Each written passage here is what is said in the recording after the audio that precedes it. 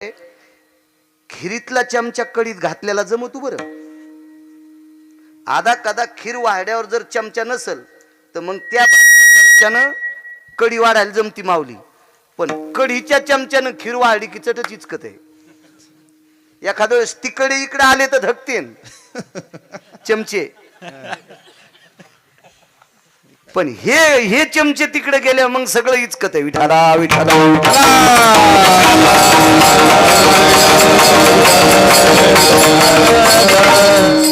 हो एरवी देव भेट नाही हो म्हणे. एकदा संत नरहरी महाराजांच्या घरी जगाच्या मालकाने लढ हातात धरली तर ते त्यांच्या त्या सोन्याच्या लढीने हात भाजले तरी काही खंत करत नाही. 12 गाव अग्नी गिळला तरी काही खंत नाही. आणि काकड्याला देव भ्यालाच. वारकऱ्याने सांगितलं पुजारी बाबा जरा काहीतरी दुसरंच आहे. अरे वारकऱ्याने दुसरंच आहे म्हणलं ते दोरे गंड्याच्यात नादी लागली. त्याला वाटलं दुसरंच आहे म्हणल्यावर काय काय दुसरंच असं. ते म्हणले दुसरं तिसरं काय नाही. आज नामदेवराय दिसत नाहीत. नामदेवराय दिसत नाहीत. कारण सज्जनांनो लोणी खायचं नव्हतं पण विटेवरच्या मालकाने सद्भावना दिली लोणी खाय. त्याला बी कळालं पाहिजे की नामदेवरायाचा अधिकार किती मोठा आहे. हे विटेवरच्या मालकाने सुचित केलं. वारकरी लय मोठा असतो राजो. नामधारका इतका मोठा जगात कोणीच नाही. ऐशे ब्रह्मवेत्ते अपरंपार. ब्रह्मवेत्ते तर 4च सांगितले. शुक याज्ञवल्क दत्त कपिल मुनी. दत्त कपिल मुनी. हरिषी जानोनी हरि धारे.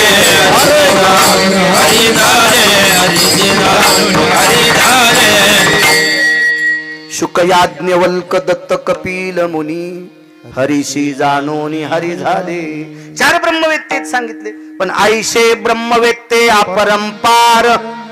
कोटीन खरवण खरवण अब्जन शंखून असं नाही सांगितलं. अपरंपार ब्रह्मवेत्ते. पण नामधारकाची बरोबरी नाही. काय ताकद हो नामधारक विटेवरच्या मालकाच्या जागेवर. सामान्य नाचणे. चला पुढे. नामदेवरायाच्या घरी दगड होता. त्या दगडावर पाय सोडून 2 देव बसले. एक विटेवरचे मालक बसले आणि एक काशीतले मालक बसले. दगड होता आंघोळीचा. बाथरूम कशाची होती माहिती आहे? स्टाईलची फरची नाही, शावर नाही, झोपून आंघोळ करायचं नाही, बसून आंघोळ करायचं नाही, उभ्यानं आंघोळ करायचं नाही. एका घरी बाथरूम होतं. मोठ्या माणसाच्या घरी गेलो होतो आम्ही. ते म्हणले याच्यात झोपा. झोपलं. म्हणलं तू इथंच राह हे मला दाबीन. आपण कशाला. मला एक कळतंय जिला गौऱ्या लावता येत नाहीत का तिने धिरडे करू नये. पिठाचा नाश होतो ना. आणि जिला पिठल्यातली गोळे फुटत नाहीत तिनं बासुंदीच्या नादी लागू नये. दुधाचा खराबा करीन ना चिमणी बोती. कशाला आगावपणा फुकट कळण शेली वळवळ. आपण इकडे वड्यानं आल्याला आंघोळी करणारे माणसं एवढ्या टपात असतं का कुठं ते. हो ना. ज्याला नाही पाहायला भेटलं चित्रात त्याला कुठं खाता येत असतं का ते. म्हणलं तुम्ही इथंच राहा. पहिली गोष्ट कोणाची तर आंघोळच करीत नाही यात्रेशिवाय हा नियम. पण योगाला 2 कीर्तन असल्यावर मला झोपिलं ते बटन दाबले बरोबर पाणी आलं गरम. तर मी म्हणलं मला झोपिले आता मला अंग चोळावं लागणं. तुम्ही ताण घेऊ नका. बटन दाबल्यावर 4 हात आले. आता नरम होते प्लॅस्टिकचे आणि ते मला चोळीत होते. मी त्याला म्हणलं बस झालं याय ना चोळीत चोळीत इथं दाबुनी म्हणजे बरं आहे. तू या टपातच बाळ्या मारायचा. म्हणलं मला उचल पटकन. ते म्हणलं ते कुठंच जात नाहीत काय दाबीत नाहीत काय नाहीत सगळं अंग चोळून काढते तुमचं. म्हणलं जाऊ देवा आधीच हाड मोडेले पुन्हा दाबायचं ते. असं काही नव्हतं नामदेवरायची तर काय नव्हतं. माऊली पाय सोडून बसले. वतनात पाणी तपिलतं. वतन या टिकल्यावाल्याला थोडंच कळत असते वतन. जुन्या म्हाताऱ्याला माहीत असतं वतन. बाथरूमला भिताड होते. चूल आतून होती सरपण घालायचं बाहेरून होतं. मधली मधीच पाणी. वतन जुन्या लोकांना कळतं बायाला. जुनं जुनंच होतं. आमची एक पाहुणी मुंबईला शिकली खेड्यात दिली. शिकली मुंबईलाच. तिथंच मामाची तर राहत होती. वडापाव खात होती. तिची मामी अशीच पिराला कापायच्या लागी. आणि मामा तर पागलच केलतात. तेव्हा असाच कंटुल्या. कंडक्टरनं बेल दिली की थांबतीन सुटली की सुटती. असाच मामावी ते मसुबाला कापायच्या कामी. पण पैशाचं कोंबडं होतं. खेड्यात दिली आणि बऱ्या घरी दिली. आता बऱ्या घरी दिल्यावर ते चांगलं वारकरी घर होतं. सासू चांगली होती, सात्विक बिचारी, मिरच्यावानी नव्हती, आगाव बरी होती सासू. मग सासूनं सांगितलं, सुनबाई तुम्हाला काही येत नाही, मी तुम्हाला महिनाभर शिकिते. आव जाऊ नसन बोलली म्हणा. म्हणली असन बाई तुला काही येत नाही, मी तुला महिनाभर शिकिते, तू शिकन मग नंतर स्वयंपाक कर. तर सासू स्वयंपाक करताना बाजूला बसावं, किचन वाटा समजून पुढच्या याच्यावर बसली. म्हणली आत्या किचन वाटा गरम लागायला. ती म्हणली किचन वाटा नाही, उल आहे जलशील बाजून सरक. उल ह्यावच बसली ना, उल ह्यावच. कर असतो काय कायचा मोठा कर असतो. विठाला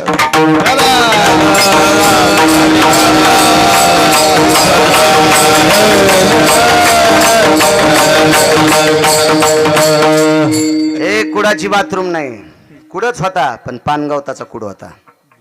पानगवत जुन्या लोकांना माहीत असते. पानगवत त्याला कंस येत असते, आणि त्या पानगवताची कंस कुटून त्याचा कप करीत होते. आणि कप कामी येतो आता चिलमी पेटवायला. काही काही कशा माना हादिल्या बघा ना, पोटकिडे आहेत त्याच्यातले, लगेच कळत त्याला. फक्त जीनच्या पॅन्टीवाल्याला नाही कळालं, आणि जीनच्या पॅन्टीवाल्याला नाही कळालं म्हणजे कोणते शान आहेत हे. पण 72 रुपयाच्या सिगरेट वाढायला येतं. थुत्र पाहिल्या कळतं कोण नालायकपणा करत. विठाला विठाला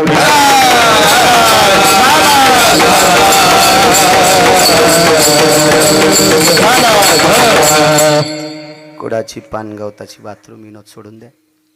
पाणी तापलं. एक तांबा विटेवरच्या मालकाच्या डोक्यावर. तांब्या कशाचं लोटकं होतं. दुसरं लोटकं काशीतल्या मालकाच्या डोक्यावर टाकायचं. स्नान आटपलं, आतमध्ये गेल्या. जना काय भक्तीचं टोक होत्या जनाबाई. जी बाई साहेब, आई साहेब जी, निरंजनी घेऊन ये. जनाबाईनं दिवा मुटका केला, कणकीचा दिवा केला. एक लक्षात असू द्या, दीपावलीचं पहिलं ओवाळणं दगडावर वळीत असतात. आंघोळ करून मालक घरात जायच्या आधी बाथरूमच्या बाहेरच उभा गंध लावून मग अक्षिदा लावून ओवाळायचं असतं ते दगडावरलं. हे ओवाळणं प्रत्येकाच्या जीवनात आलं पाहिजे, प्रत्येकाच्या जीवनात आलं पाहिजे. अजून एकदा दगडावच ओवाळीत येत, पण गेल्यावर विठाला विठाला.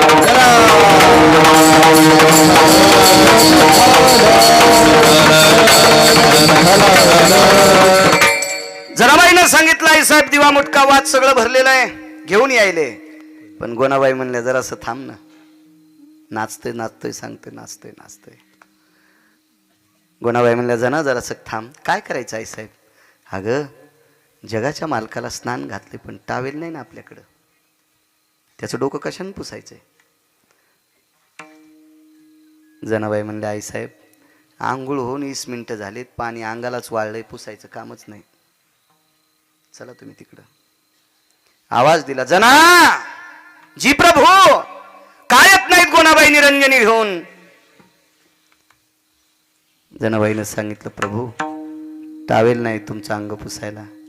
इटेवरच्या मालकानं सांगितलं जना ज्या पदराखाली नामा झाकलाय, ज्या पदराखाली नामा झाकलाय. नामदेवराय लहान असताना आई लहान लेकराला पाजत असताना मांडीवर घेती, चोळीची गाठ सोडती, मुखामध्ये स्तन देती, आणि लेकरू पाजत असताना डोक्यावरचा पदर त्याच्या अंगावर टाकती.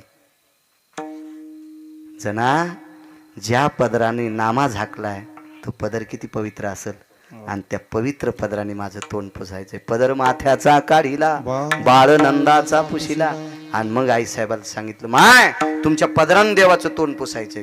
तो भगवान काशीतल्या मालकाला म्हणले प्रभू आपलं तर सगळं वाळून गेले ना, आता काय पुसायचंय. काशीतल्या मालकानं लगेच जटा मोकळ्या केल्या आणि गंगेला सांगितलं मला भिजवून यायला भिजव. लगे दोघायला भिजिलं वले, आणि मग पदरानं दोघायचे चेहरे पुसले.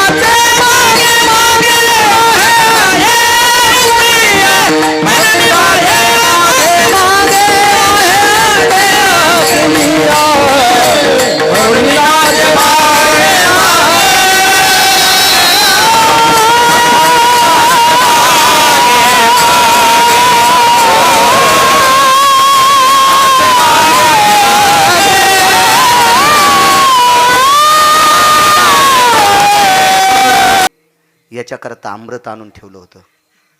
दुपारी सूर्याला चुटकी वाजित होती, पौर्णिमेच्या दिवशी चंद्राला चुटकी वाजायचे. तुम्ही दोघे तोपर्यंत कपाळावरचं कुंकू पुसल्या जाणार नाही. इतकं चॅलेंज, सोपी साधी गोष्ट आहे.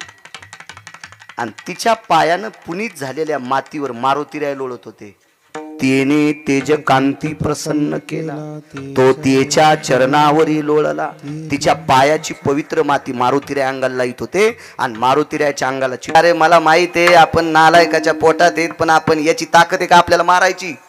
तुम्ही भजन करा बरं. मधली मध्ये भजन केलं. मला प्रकाश पडला कानातून.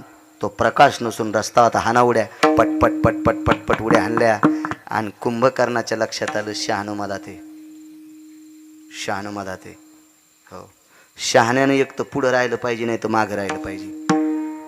पण शहाणे काय करते, पंक्तीत मुद्या घालून धोतर धरून भावताल फिरते आणि मग ए रामा कडी आण बरं, थुत्रीत आणीन तू. हा, काल्याच्या कीर्तनाला नाही, एका कीर्तनाला नाही, पंक्तीत बसल्यावर धोतर धरून फिरवतो. रुमण्यानं हाणायला पाहिजे. विठाला विठाला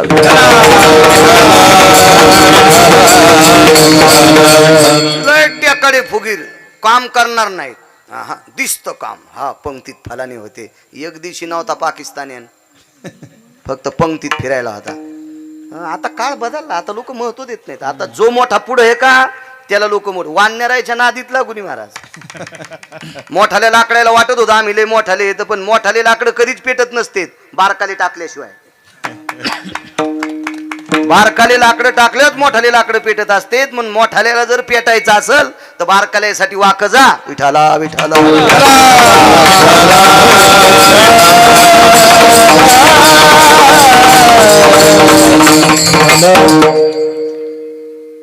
मोठा वाकला की बारकाली नीट काम करीत असते. आणि मोठ्याने येडेवानी केलं होतं मग बारकाली पहिलेच शिमग्याचा हुरी होईल.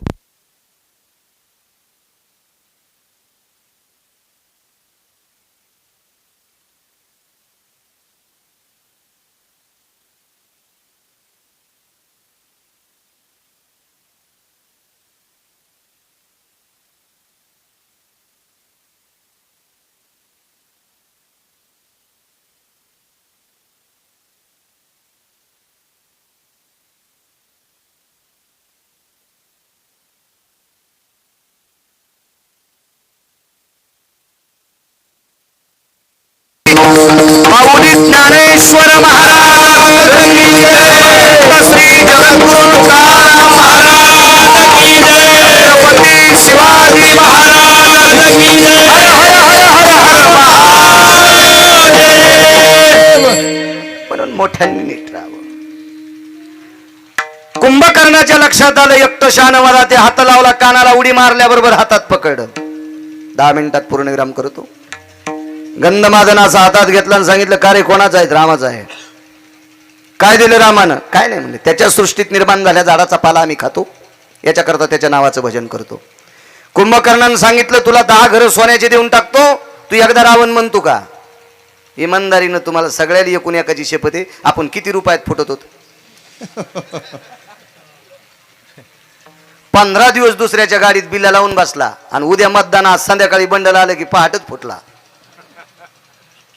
हे माणसं, हे माणसं, हे माणसं. राजकारणाचं असंच असतं, काय नसतं. म्हातारीनं रस पापड्या केल्या चिमणेवा. उन्हाळ्याचे दिवस रस पापड्या केल्या, कचून रसन पापड्या. पापड्या त्या अशा मस्त तळल्या होत्या. तिनं रसात टाकल्या की चुरचुर वाजायच्या आधी नरम होईत. पापड्या तशाच होत्या ना. काय कायच्या पापड्या म्हणजे गवऱ्याचे धापड. हो, काय काय बायले सुगरण. एका बाईनं बोटोळे केले, चमच्यानं खाचत नव्हते, हातानं तोडून खाल्ला बोटोळा. काय काय सुगरण नाही. म्हणजे मी सगळ्या रोज 2 गावचं खातो ना, त्याच्यामुळे मला कळत आहे कसं असते. तुम्ही घरचंच खाता, इतकं काय कळणार आहे तुम्हाला. मी रोज 2 गावचं खातो. पापड्या केल्या आणि वरी वाळू घातलेल्या पापड्या. चैत्रात पाऊस पडला. म्हातारी म्हणली बाब्या अरे पापड्या भिजत्यान, जायवर वरी कुरड्या भिजत्यान. दुसऱ्याच्या माळदावून बब्या गेला आणि धोत्राचं गोथोडं बांधलं, पण वरी टाकूस तर पाऊस वाढला. खालून वरून आवाज द्याला, बाबा पापड्या भिजत्यान, वरून गठोडं टाकू का? ते म्हणला टाकल्यावर चुरा होत्यान ना. आणि ते म्हणला लांबून येऊस तर भिजत्यान, आणि टाकल्या तर चुरा होत्यान. मग ते म्हणला उडी हाणू का? बाप म्हणला हान. म्हणला तंगड मोडून ना. बाप म्हणला मी धरतो ना, हान उडी. बाब्यानं उडी टाकली आणि बाप बाजूला सरकाला. पोरग बापाला म्हणलं काऊन बाजूला सारखाला, तू कालपासून म्हणत होता ग्रामपंचायत लढवायची. तुला याच्याकरता हुशार गेलं की राजकारणात बापाचा पण विश्वास नसतो. त्याच नाव राजकारण असते. तो मग विश्वास धरून कशाला उडी हाणली म्हणला, मोड तू तंगड आगाव. पण आमचं एक पाहुणं परवाला ग्रामपंचायतला उभं राहिलं. 3.5 एकर जमीन, 29 शेळ्या, 14 मशीन, 15 गाई, चट फुकल्या नाशिकला इटा उचलायला गेलं. आणि चांगलं गात होतं बरं. मी म्हणलं तू नको याच्यात पडू. ते म्हणला तुला मग खपतच नाही. मी म्हणलं आता कसं खपायला, उचलायला गाठर राहता. विठाला विठाला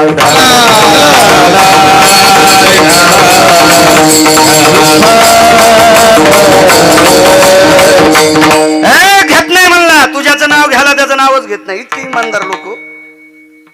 कुंभकर्णानं असं दाबलं, पाणीच निघलं अंगातून. पाण्याच्या थेंबातून राम राम आवाज येत होता. कुंभकर्णाच्या लक्षात आलं, मरायले पण राम राम म्हणते, आपल्याकडे यायला पाहिजे अशी इमानदार माणसं. कोण्या क्षेत्रातली कीच माणसं नसावर. फुटके दुरून माऊली जेवायच्या कामाची नसते. फुटका दुरण वाहडा, वरण वाहड, चपाती येऊस तरच वरण गळून गेला. कुत्र्यावानी चपाती खावा लागली. फुटके दुरण जीव पण नीट देत नाहीत. तसे फुटके माणसं चांगल्या चांगल्याला बेजार करतात. विठाला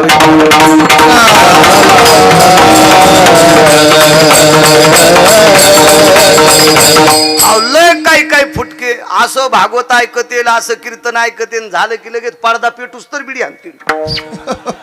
पडदा मांडपाचा पेटीला त्यानं इस्तू नाही चुलांगण तिकडे निकून कसं पेटला काय म्हणलं त्याने. बिडी वाढता वाढता इतक्या जोरात सुरका आणला, पुढं जाळ लागला आणि पडदा वाऱ्यान तो आता मंडप फोकला आणि कीर्तनात रडू लागला. रुग्ण्यानं हानी न देव. काय करायचे असे फुटके दुरून कुठं आले आणि काही गेले तर काय कामाचे. शेवटी कुंभकर्णाने मारलं. कर कर कर कर कर कर दाबलं. हाडामासाचा हाडाचा त्वचेचा गोळा प्रभू रामचंद्राच्या पक्षात फेकला आणि रक्तानं भरलेला हात घेऊन कुंभकर्ण रावणाकडे गेला आणि रावणाच्या कानाला हात लावला. राम शब्द कानात आल्याबरोबर रावणानं तलवारच काढली. कुंभकर्णानं सांगितलं, दादा हात काय तोडीतोस, देह तुला समर्पण केलाय, डोकं काप. अरे राम विरोधक आहे, तुला नाव ऐकल्यावर राग येतो याबद्दल दुमत नाही, पण तुला रामाचं नाव ऐकून राग आणण्याचा माझा मानस नव्हता. माझा मानस एक आहे, त्याच्या पक्षातली वानर मेल्यावर राम राम म्हणतात. त्याच्या पक्षातली वानर मेल्यावर राम राम म्हणतात. इतकी वानर निष्ठावंत आहेत, ते आपल्याला ऐकत नाही. त्याची बायको देऊन टाक, त्याची पत्नी देऊन टाक, त्याची सीता देऊन टाक, हे कुंभकर्णानं सांगितलं होतं. पण चिमणे महाराज कुत्र्याला चंदन लावलं. कुत्र्याला माऊली चंदन लावलं, चंदन, ते बी मलयानळू चंदन लावलं. तितक्यानं जमन म्हणून बावनिया लावलं. तापलिया तेला बावनी चंदन शनये कबुंद शीतल. उकळत्या तेलाला वरचं पापन वर तया चक्षुपाती नवे निधरिया खालती तव काला माझ्यायती शीतल स्नेह करी नैवम गांजा कसम लिखितम. गांजा फुकून दिले का. वरचं पापन खालच्या पापनाला लागतंय. इतक्या टायमात उकळतं तेल बर्फा इतकं थंड करतंय त्याला बावनिया चंदन. आणि कुत्र्याला बावनिया चंदन लावलं आणि बशिलं कशात, सोन्याच्या पालखीत. तरी आवलात भुकतीच. स्वानशिबिके बैसविले त्याच्या भुंकाने नराहे उगले, त्याचे भुंकाने नराहे उगले, त्याच्या भुंकाने नराहे उगले. के बैसविले त्याच्या भुंकाने नराहे उगले, त्याचे भुंकाने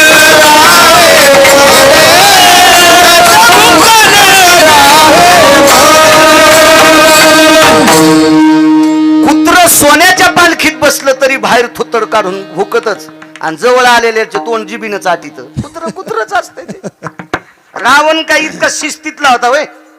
भावानं सांगितलं, दादा ज्याच्या सानिध्यातले वानर मेल्यावर राम राम म्हणतात, इतके इमानदार आहेत, आपल्याला ऐकत नाही तरी ते देऊन टाक. पण स्वभावच रावणाचा वात्रट.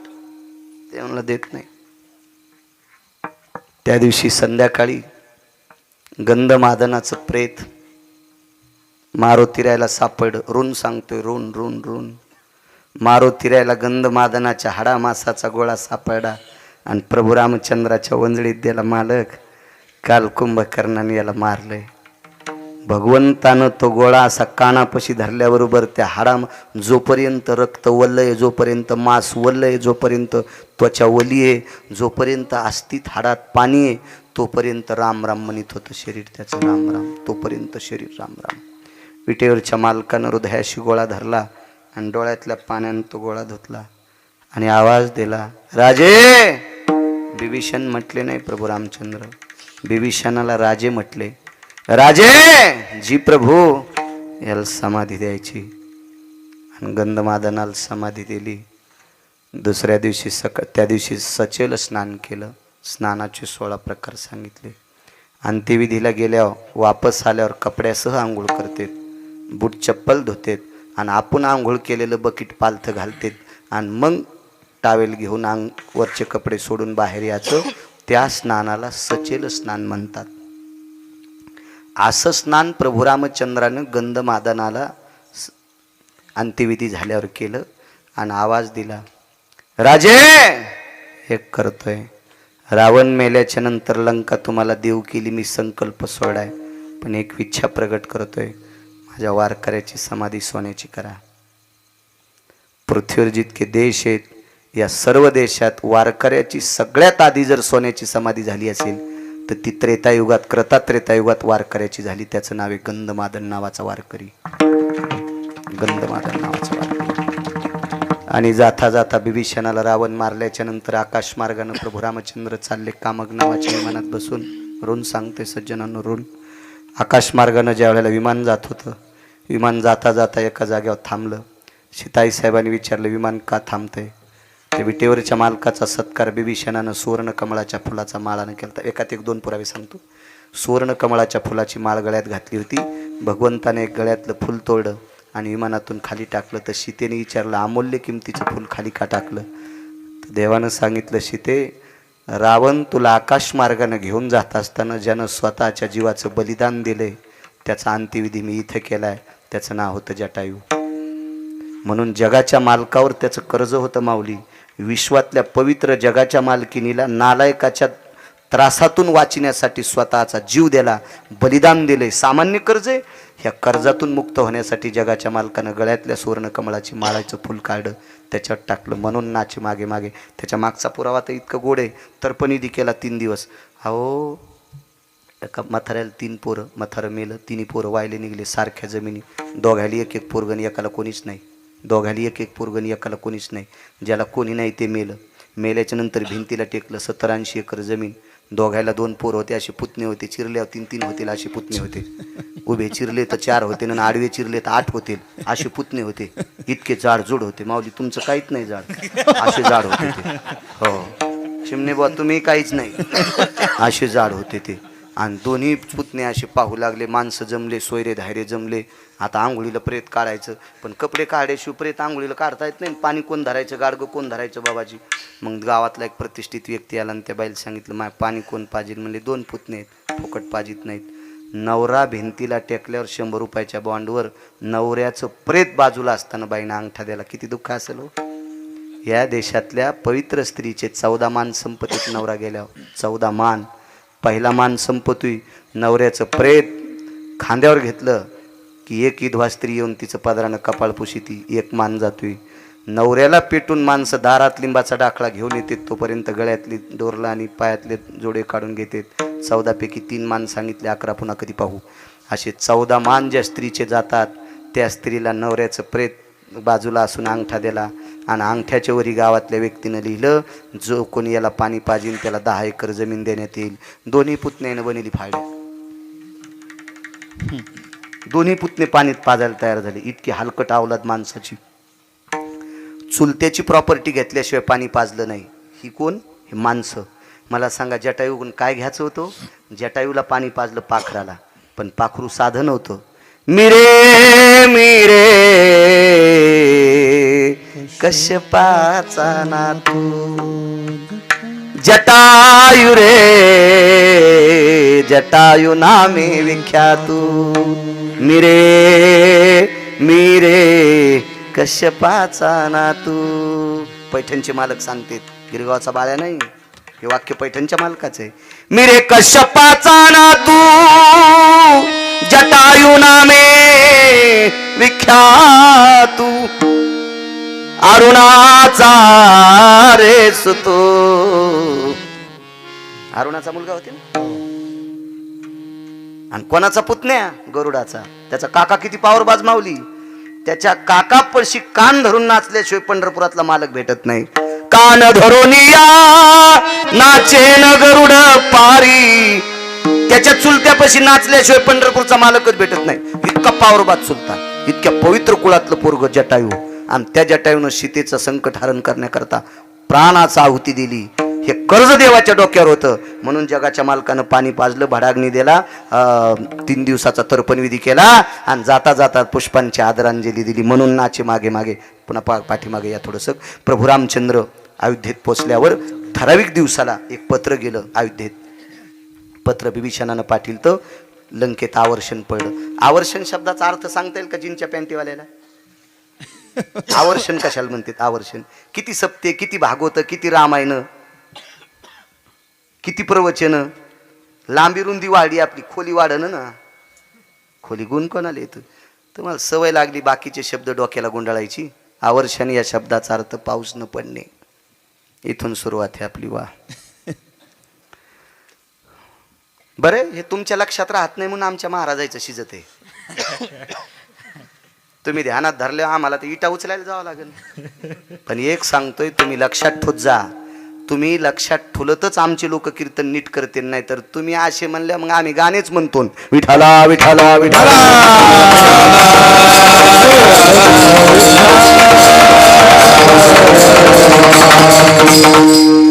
आणि कीर्तनाच्या स्टेजवर वाईट ऐकल्याच्या नंतर घराला कुलूप लागत असतं. बरं, कुलूप लागत असतं घराला चुकीचा संदेश ऐकला की. म्हणून तुम्ही इतके सुज्ञ झाले पाहिजे की तुमच्या पुढे आम्हाला बोलताना आमची कष्टे ओले झाली पाहिजे घामानं. अरे बापरे, पटकन सांगितलं पुरावा या म्हाताऱ्याने. मग अशी एक ओळी सांगितली ना. हो चला, पत्र आलं, आवर्षण पडलं. प्रभू रामचंद्र पत्र पाहिल्यावर थोडेसं डोळ्याला पाणी आलं. सीताई साहेबांनी विचारलं, काय झालं मालक? काय नाही, लंकेत पाऊस पडला नाही. तर सीतेनं सांगितलं, नका पड ना पाऊस, समुद्र चारी बाजूने ना.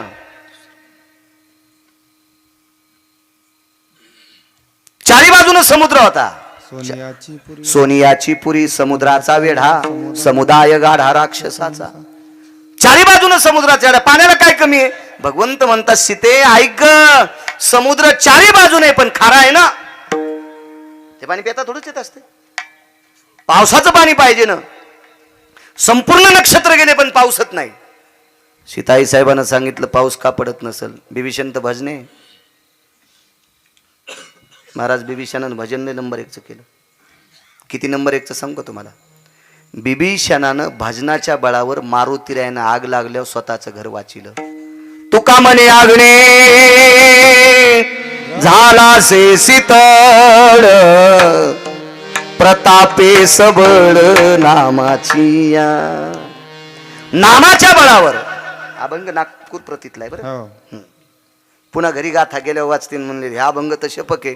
सुंबळ्या, अभंग शपक असू दे ना, गाण्यापेक्षा चांगला आहे ना. वक्ते बाबा म्हणत होते, विठाला विठाला विठाला.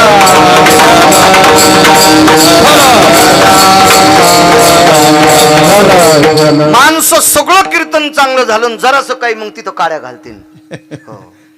आणि हे दात पडल्यावर जे ना माळी घातल्या का तेल इचकित. पहिले महाराज असे नव्हतेच. आताच्या काय शेपटी आल्यात का सोंबळ्या? आणि तू सरी कुठं चांगला आहेस? तू जवळून गेला तर तुझ्या अंगाचा ढवळ्या कोंबड्यावानी वासी आलाय. आणि तू लायकीचा आहे का? आमचं इचकी तू आहे सोंबळ्या. विठाला विठाला विठाला.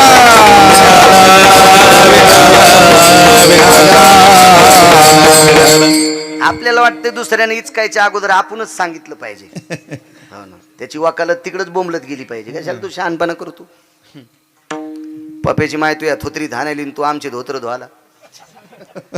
त्याला इकडे जोर असतो, इकडे इचकायचा.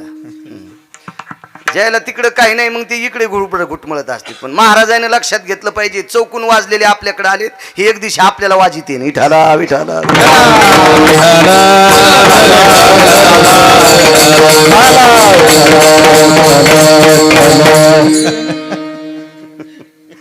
लय बळबळलं नाही पाहिजे. योग असा आला, सीताई साहेबांना सांगितलं मग पाऊस का पडत नाही. जो पत्र घेऊन आलेला राक्षस होता का, त्याला विचारलं मागच्या 7-8 महिन्यात तुमच्याकडे काय विधी झाला का. ते म्हणलं कवडीचा नाही. पत्राच्या पाठीमागून लिहिलं, माननीय आदरणीय राजाधिराज कुंभकर्ण, बरोबर बिभीषण महाराज. हा असं सावध करी जा. टाइम झालं म्हशीच्या वाघारावानी काम हिरवटीला लागल्यावर दूध सोडून देते. बरं मी वाघारू म्हणल्यावर तरी तुम्ही हसायले, मग वाघाराचं कीर्तन ऐकणारे. असो, पाठीमागं लिहिलं पत्र, राजाधिराज लंकेश बिभीषण महाराज, तुम्ही गंधमादनाचं श्राद्ध केलं नाही याच्याकरता पाऊस पडला नाही. घरी पत्र पाहिल्याबरोबर बिभीषणाच्या बायकोचं नाव सांगता येईल का. गजा रामायणा सांगणारे मेले तरी तुम्ही सुधारले नाही ना. आता मला गोळी घाला. बिभीषणाच्या बायकोचं नाव नाही सांगता यायचं. माग एकदा 10-20 वर्षापूर्वी एक काम करता करता सिनेमातली बाई मिळती, तिचं नाव माहिती आहे तुम्हाला. 20% लोकांना माहिती आहे, पण तुम्हाला माहिती आहे नाव सांगितल्यावर हे दगड हाणतंय. तुमच्या अशा जिबीवर खेळायली ती बाई, जिबीवर अशी टकटक दिसायली तुम्हाला, टकटक. पण तुम्हाला हे सांग, तिचं नाव होतं शर्मा. विठाला विठाला विठाला. तुमचं काम कसं झालं माहितीये का, चोर पंक्चर. दुकानात नेल्यावर पंक्चर गवसन, घरी गाडी लावल्यावर हवा राहीनं. दुकानात पंक्चर गवसन, ते साबणा लावलं पाहिलं टायरला, पण हवाच भोकाडच गवसन. आणि घरी दारा पुढे लावल्यावर हवा राहीनं. असेच रातचा अभंग काय कानी होता बापा, काय कानी काय होता. चलो तू थोत्तर घेऊन लिंबून कांदे घेऊन पिराकडून काय लक्षात राहीन तुया. विठाला विठाला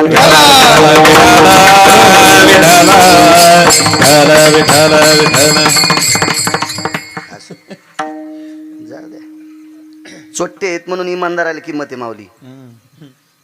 दुर्जन आहेत म्हणून सज्जनाला किंमत आहे. हो, सगळे शाहू झाल्यावर कोणाला कीर्तन सांगता.